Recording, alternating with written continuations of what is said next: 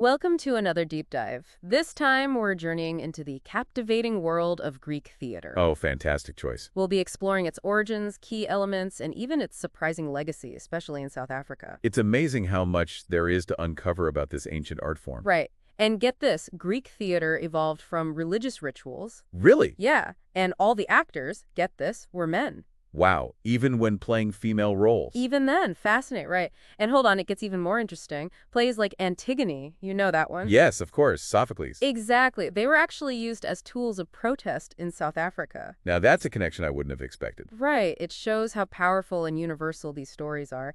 But okay, let's rewind all the way back to ancient Greece, the birthplace of democracy, philosophy, and as we're about to discover, some seriously dramatic performances. It's fascinating how intertwined theater was with their culture. Totally. So what were those early rituals like? The ones that kind of set the stage for theater as we know it?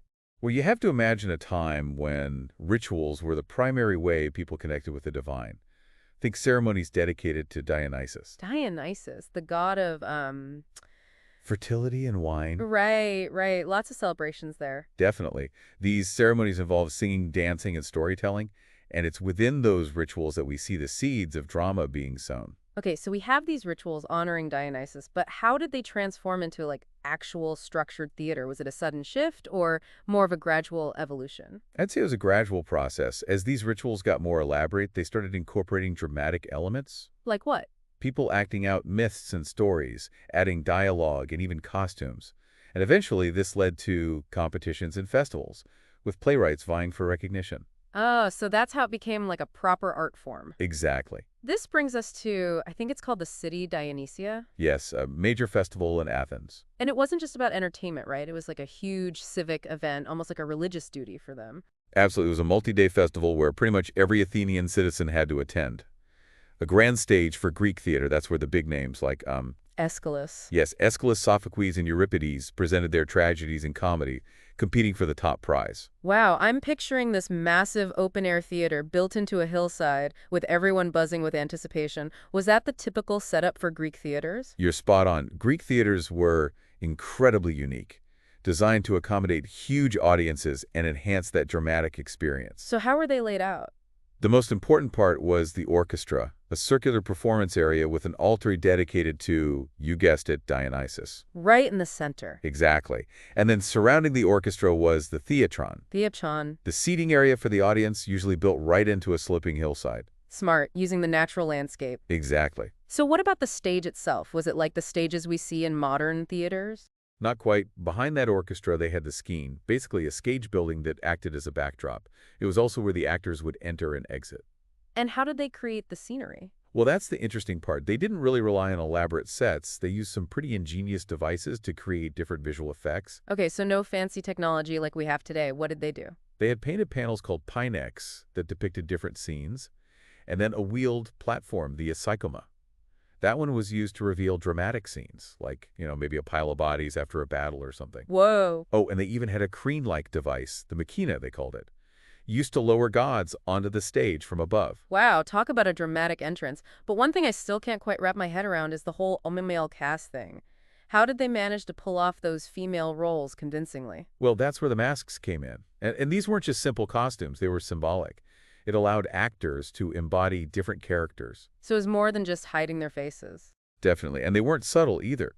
These masks were often large and exaggerated, with those open mouths specifically designed for projecting their voices. Ah, so they could reach those massive audiences. Smart. What about costumes? Were those equally as elaborate? Absolutely. Costumes were vital in signaling a character's gender, age, and social status. So tragic characters often wore long flowing robes, while comedic characters had more, outlandish attire, often with padding to make them look funny. I can imagine. And I bet those tall headdresses, the ankos, those added to the drama too, right? Absolutely. They were all about signifying a character's importance. So we have the stage, the actors, but what about the creative minds behind all of this? The Greek playwrights, they weren't just writing entertainment, right? They were exploring some pretty deep, profound themes. Exactly. Take Aeschylus, for example. He's credited with introducing a second actor on stage, which allowed for more complex dialogue and conflict. Ah, so before that, it was just one actor and the chorus. Precisely.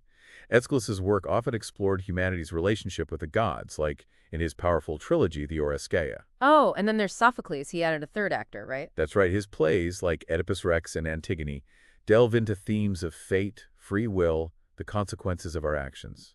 Timeless stuff. They really are. And Euripides, he was considered the rebel, wasn't he? He was. Euripides pushed the boundaries. His plays, like Medea and Electra, challenged traditional beliefs, explored those darker aspects of human nature, made people really think. So those are the big three for tragedy. But Greek theater wasn't all doom and gloom, right? What about comedy? Oh, comedy was just as important. It provided a space for satire, social commentary, and pure entertainment.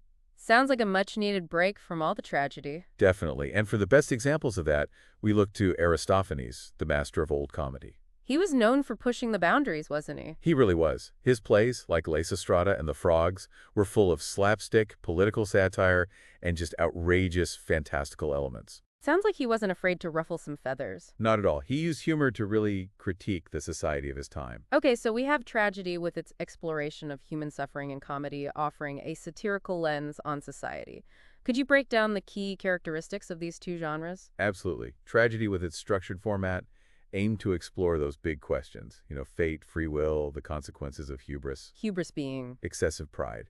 That often leads to a hero's downfall. The tragic hero, usually a noble figure, is brought low by their own flaw. It creates that cathartic experience for the audience. A bit of a cautionary tale, then. In a way, yes. And comedies. They were more about using humor to critique and entertain. Exactly.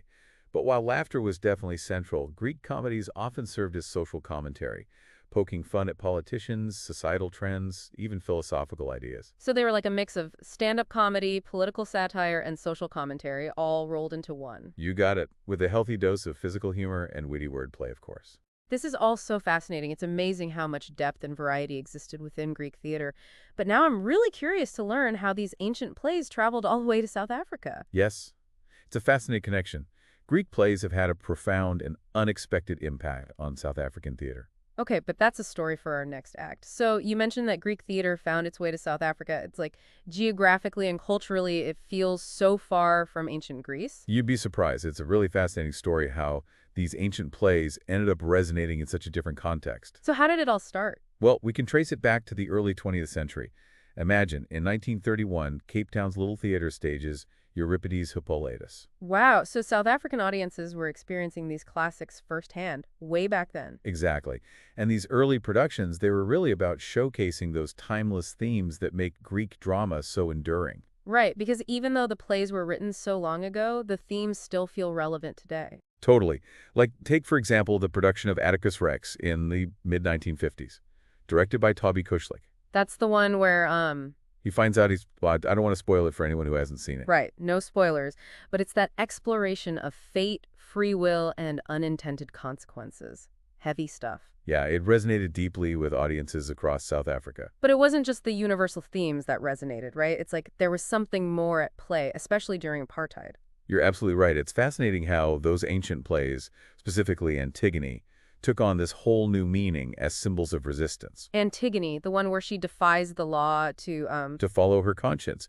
She chooses to bury her brother, even though it's forbidden by the king. Right, so it's that act of defiance against an unjust law. It must have really resonated with those fighting against apartheid. It absolutely did.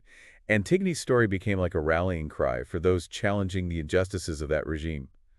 One of the most striking examples is the Serpent Players, Who were they?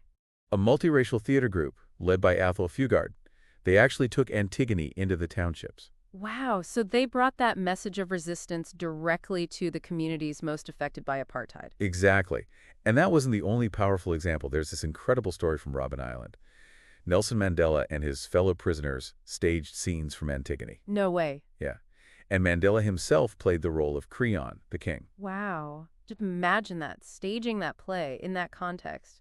So powerful. It really was. It became this act of defiance, a way of asserting their humanity against the oppressive system. So Antigone's impact, it really went beyond the stage. It became a symbol of hope, of resistance. Absolutely.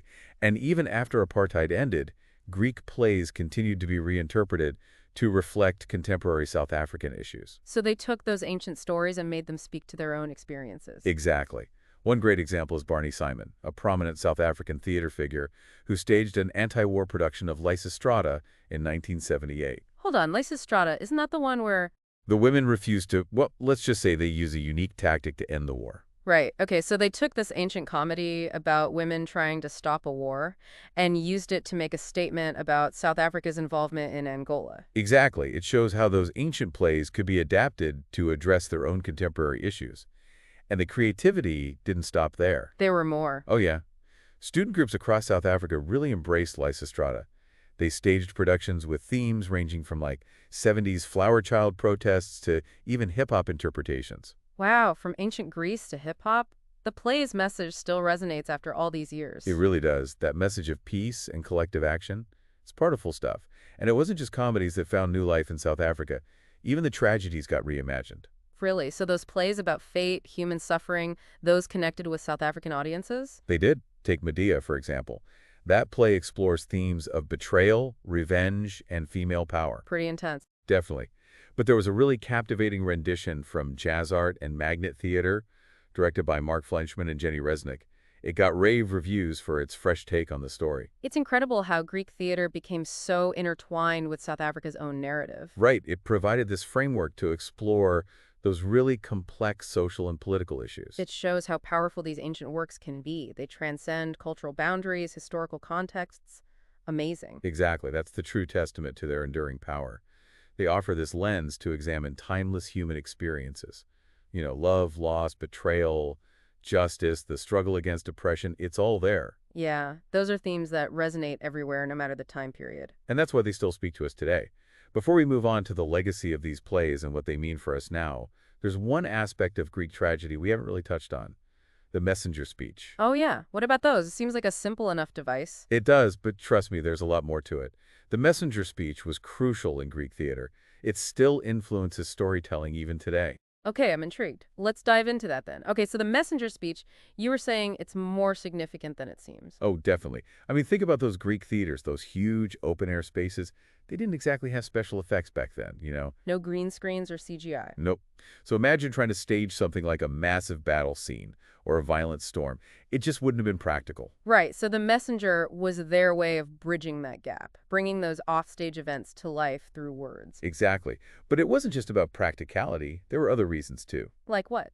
Well, some believed depicting violence directly on stage would be disrespectful to the gods.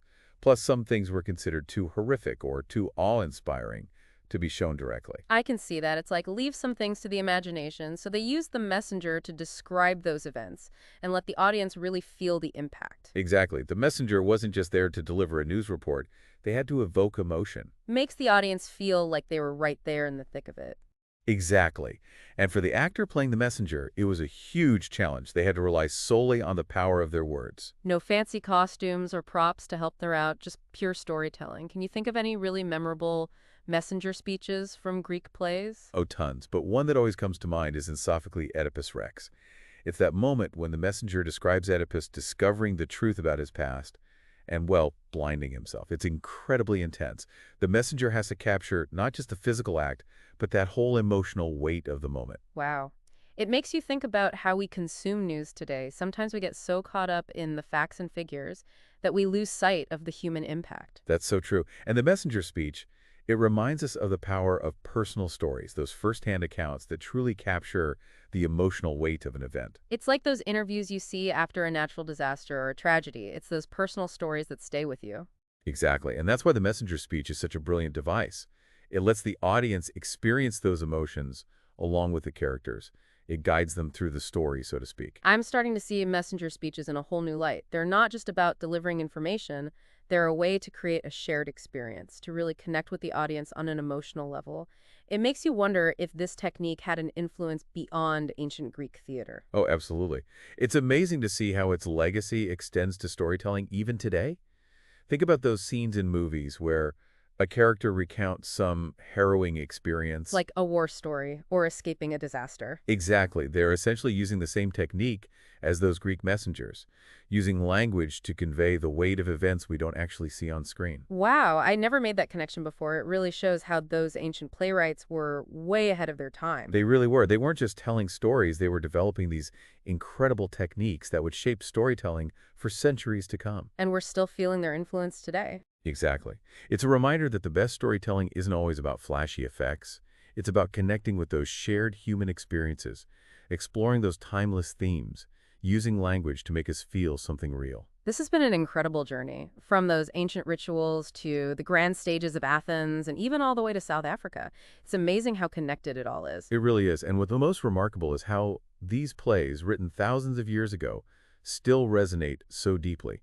They offer us a glimpse into human nature, challenge our assumptions, and make us think about those big questions: justice, morality, the human condition. Yeah, we've covered so much ground in this deep dive: the origins of Greek theater, the key elements of tragedy and comedy, that ingenious stagecraft, the power of those messenger speeches, and of course, that unexpected journey to South Africa. It's been fascinating. It really shows that Greek theater wasn't just about entertainment. It was a reflection of a society, their beliefs, their struggles. It was a powerful form of expression, and its legacy continues to inspire us today. I'm definitely walking away with a newfound appreciation for these plays, and a reminder that the power of a good story truly is timeless. Couldn't agree more. And as we wrap up this deep dive, we'd love to hear from you, the listener. If you could choose any Greek play to be staged today, which one would it be? What contemporary issues would it speak to? And what message would you hope it would convey to audiences today? Keep exploring, keep questioning, and most importantly, keep discovering the richness of this art form.